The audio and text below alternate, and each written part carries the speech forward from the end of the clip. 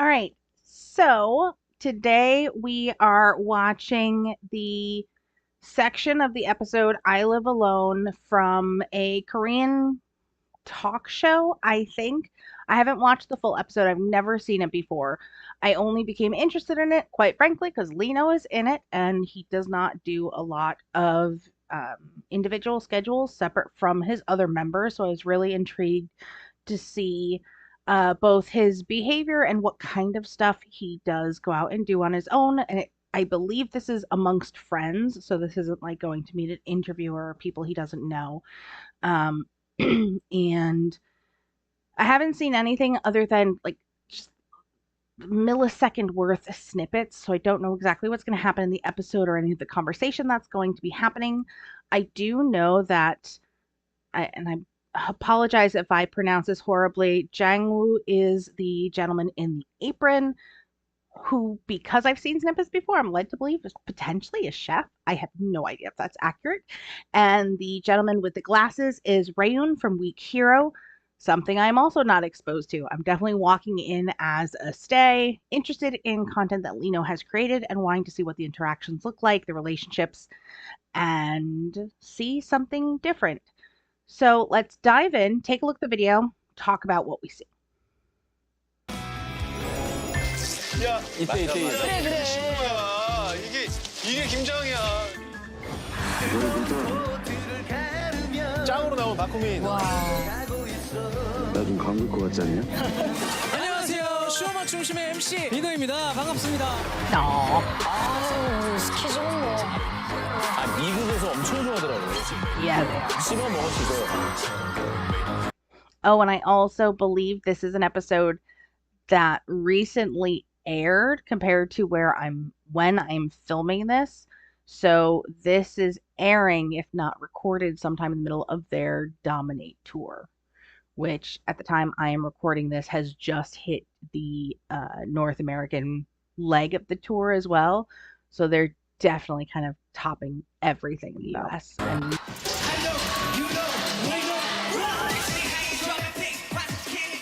어떻게 알아 근데? 그게 어떻게 이게 신선한 everyone watching this may know the answer. I do not because I don't cook anything. Hardly ever. But garlic stems, is that a common thing that we're eating out of garlic? I thought we were eating just the white globes at the end and that's where the flavor was. Maybe there is tons of flavor in the stem that I'm not aware of, but that's pretty interesting to me as a non-chef that we're eating the stemmy bits. Because, green bits are good for you, and maybe I should learn how to cook a few. It'd be really nice. They're sitting down to a meal with someone who is, based off the limited knowledge that I have, a friend or someone that they've been in contact with now since they were trainees, which while I don't know about Ryeoun, I know Lino in his career, he's been an active idol for 7 years. To be fair, his training time was a blink, but this is someone that they met at least 7 years ago who was prepping food in, I'm assuming, in some sort of chef capacity back then, and to be able to get together and have a nice meal, but also for the two younger ones who were trainees back in the day to now be so successful, to have their friend preparing what appears to be such a special cut of meat in such a special way for them must be a really nice bonding time. I mean, even though, of course, there's cameras there and they are filming for a show, it really seems like it's a very unique and almost celebratory experience to be having surrounded by food on what is very clearly a cooking show because I'm learning so much about food. I just wish I knew what all the extra subtitles are saying. But yeah, that's just a really wholesome feeling to see them connecting in the thing that potentially brought them all together in the first place and was, I would easily imagine, so very important to young trainees who are working very hard. We hear lots of stories about how much time and effort gets devoted to the idol training system. And because I know Lino's story as a stay, how much, catch up he had to play. So it becomes easy for me to draw the line from he's working hard, he's working late, he's putting in all of this effort to catch up, to be ready for the group when the group is ready to move forward, that being able to go somewhere to get a good meal, a healthy meal, probably an affordable meal at the time, whether it was a friend or if this was this gentleman's profession, has now stayed with him because it would be something that brings a feeling of contentment, maybe not acceptance, but just comfort. He doesn't have to work for his food. It's placed in front of him. Somebody prepares it with care. I know I've heard him mention that before, that he puts a lot of care and effort into preparing food for himself and for his members. So he has more knowledge, more of a connection to it. This, of course, comes from someone who at the beginning of this video couldn't identify the meat on the plate, because clearly I do not do the cookie things. But I do the cookie things, not the cooking things. It's just really nice to be able to draw such a in-depth and lasting friendship out of the idea of going over to his friend's house to have lunch and having probably a room full of cameras and lights and all these background people there to watch.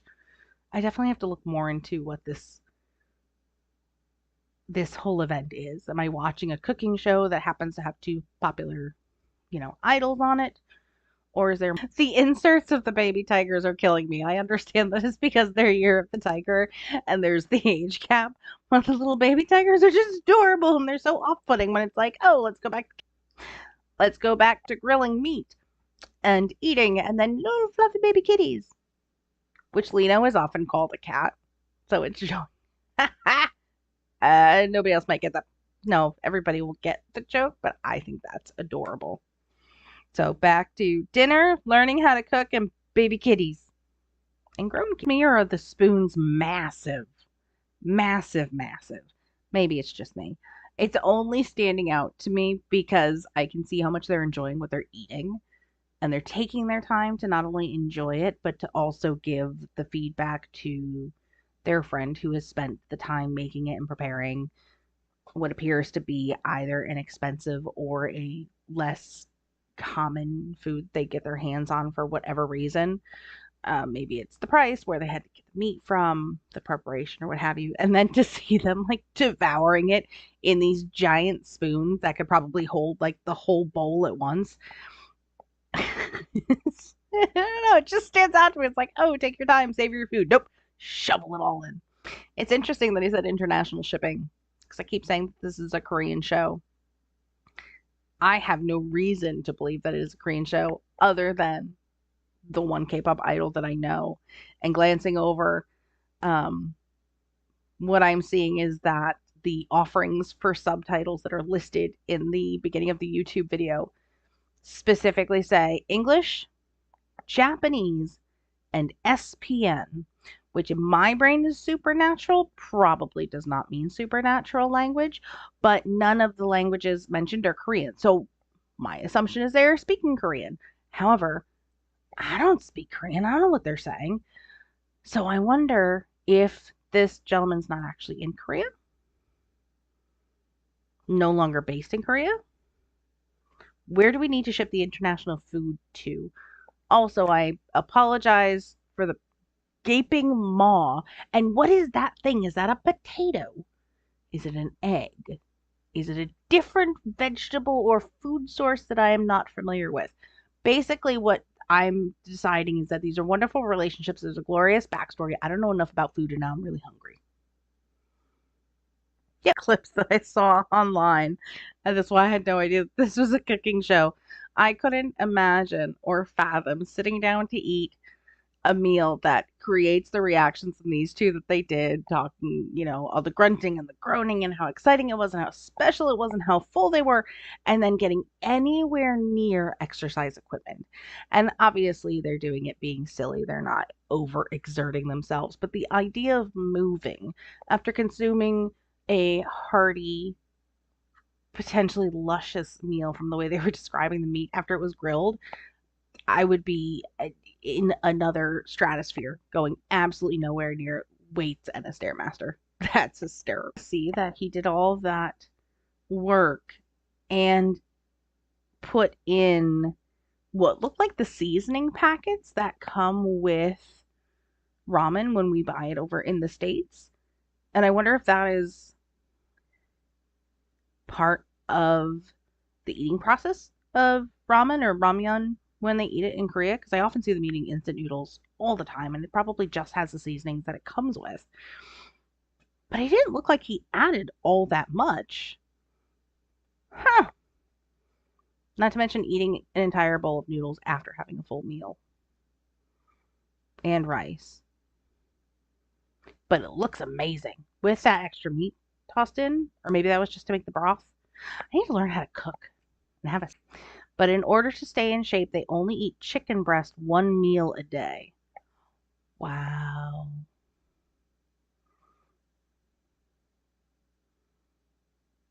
하루에 한 끼 먹고. 그러니까 그걸 아니까 네가 Since you know that, you're giving them even more to eat. So he knows they're eating chicken breast one meal a day, which you hear rumors, horror stories of the diets that idols go on, that they live on to keep these immaculate figures and to, always stay underweight and to stay very small and those sort of things. But it also stands out to me that in so much content that I see involving K-pop idols, food is always a big factor to the content in some way, shape, or form. Either they are winning food or betting snacks or earning food or they're sitting down for meals. And it's always stood out to me the amount that they consume at the meals that they do eat on camera. Not that it's not in any way excessive that stands out to myself as an American, who doesn't cook for herself, so may have some unhealthy eating habits. But it has always stood out that food is often used as a not an encouragement factor, but as a like a reward system. And it always seems like something they're so excited for. And a lot of times my mind will be like, dude, you're these rich and famous idols. What do you go eat what you want? But the idea that they're having one meal a day, plain chicken breast in order to maintain their figures all the time, sitting down and eating and, gorging themselves with large mouthfuls of very tasteful, potentially very fatty, but just enjoyable meals for the warmth and the homeliness of it and the full experience of eating really stands out that this not only is a friend that these guys have known through some stressful times as trainees, but as someone whose focus is in food and has taken the time to put together a really enjoyable, filling meal that is special, to the experience of these three being able to sit down together. But also, if their lifestyles, like I said, I only know Lino, but he has been an active idol for 7 years, which means that he's had to maintain a pretty slim figure for an extended period of time. And to think that they say so almost flippantly, yeah, chicken breast one meal a day, that's how they eat consistently, tells me that this is even more special experience and kind of puts into a frame of reference why food is used as a reward source and as a uh, instigator to get the idols to be more um, not combative, but competitive with each other when the food is the reward, particularly snacky type um, extras that they may not. In my mind, I've always thought, oh, they may not eat a lot of it because they're maintaining their figure, but this definitely puts a different spin on just how intensive it has been for how long that this is an accepted fact. 또 더워.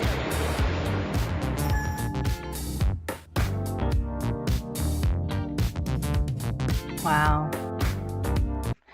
So it's really interesting to sit and watch the show. So what I'm getting out of this, and I think I'm gonna have to look up a little bit more of this show while we are talking, because I feel like there is a lot more that I can learn about it, and now I am kind of dying to learn more. Um, but what I'm kind of getting is that this is some version of a cooking show. Let's see. Oh, it is Home Alone. It's a Korean series. Let's see. Wikipedia, help me out. So I Live Alone, also known as Home Alone, syndicated real variety shows, unscripted. Oh, oh, their everyday lives.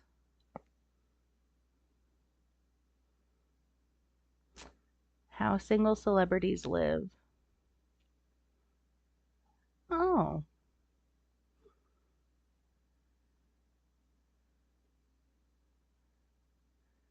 okay. So it's not so much a cooking variety show, but it's more about being single adults in Korea. And that's pretty interesting to think that there's an entire marketplace. Marketplace? Hmm. Market for that. I do want to look up Jangwoo. Here we go. Lee Jangwoo. There he is. 1986. He's 38. Oh. His birthday's coming up. Let's see. Ah, he's an actor and singer.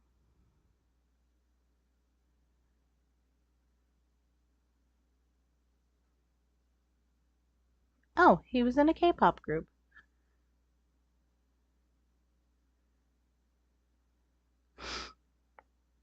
Did TV, did music, hosting, theater. Okay.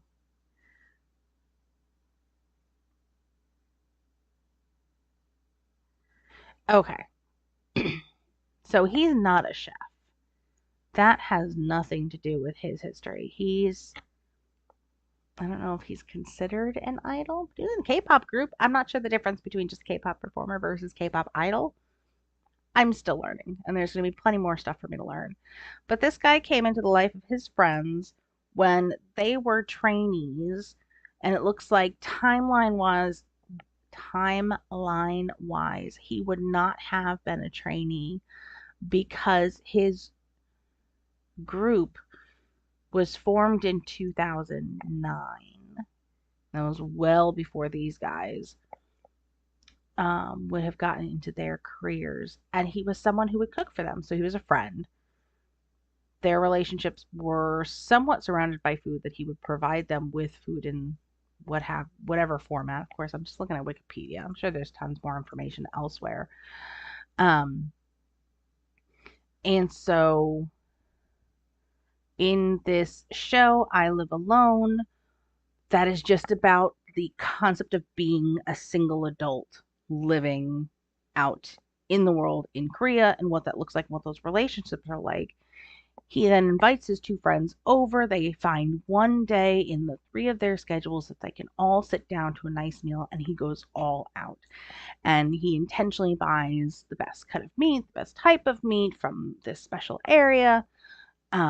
and prepares a big meal. That was another thing they pointed out, how much food it was for these two people that Jangwoo knows as a K-pop personality himself.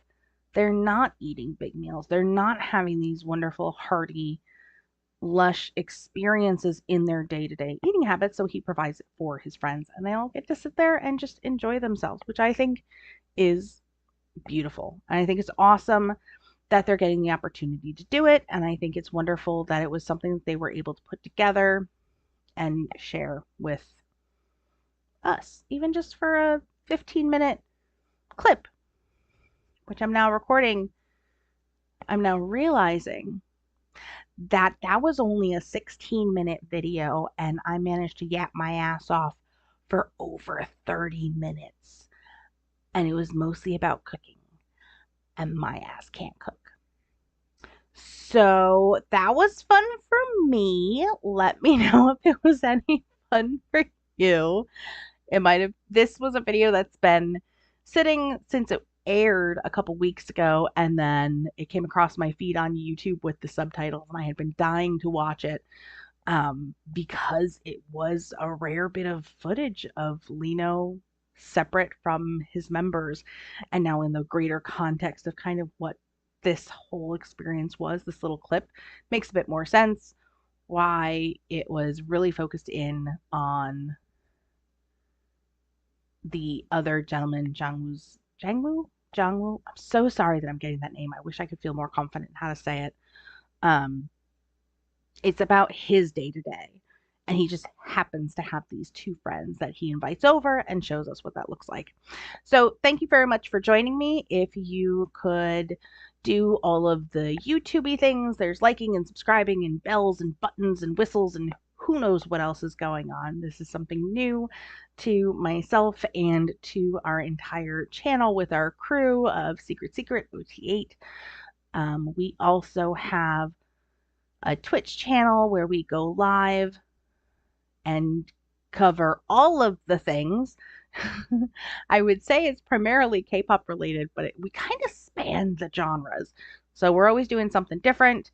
We have all of the social medias that the links will be available for.